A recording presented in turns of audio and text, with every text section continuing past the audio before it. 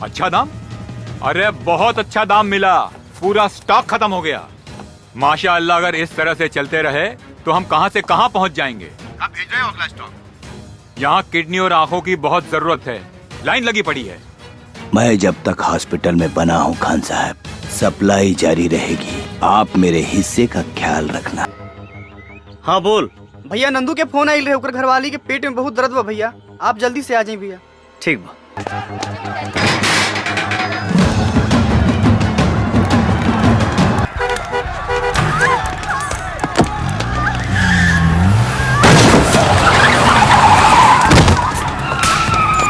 शंकर भैया मोटरसाइकिल से पीछा करता, मोटरसाइकिल से पीछा करता।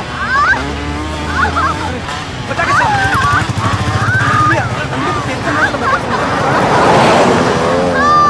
रख।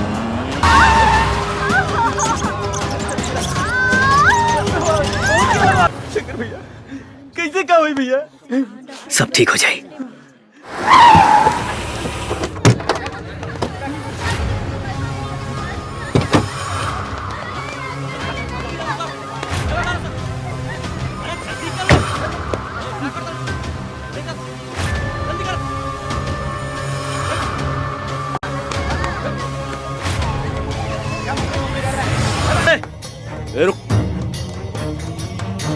ये बच्चन के लेके कहाँ? उससे तोरा क्या मतलब? तू अगर अपन खैरियत चाहत हो तो यहाँ से निकल जो। ए, ऐसे ना मानी, मारा सने करा के।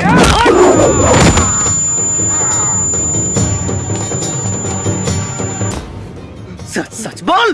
भैया भैया, एमे हमार कोनो गलती नहीं के, हम सिर्फ ये सब काम पैसा खातिर करे नहीं।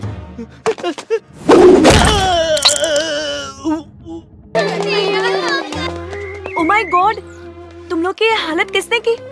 कहीं किसी गाड़ी से टकरा तो नहीं गए? मैडम, ये उहे आदमी है, बहुत डेंजरस बा। उहे मार के हमनी के ये हालत कैले से। तुमने इन सबको मारा है? गुंडे हो तो किसी को भी मार सकते हो, राइट? तुम इंसान के खून की कीमत जानते हो? सबका ब्लड ग्रुप अलग अलग होता है। मैडम जी, ये लोग जिंदा हैं, यही बहुत है। आपको इनकी खरोंच दिख रही है, इन बच्चों का भविष्य नहीं। मतलब ये मैडम जी, क्या ये लोग किसी भी माँ बाप का सपना चुराकर अनाथ बनाकर रोड पर भीख मंगवाएंगे? इम्पॉसिबल, ये मैं नहीं देख सकता। गोलू, हाँ भैया।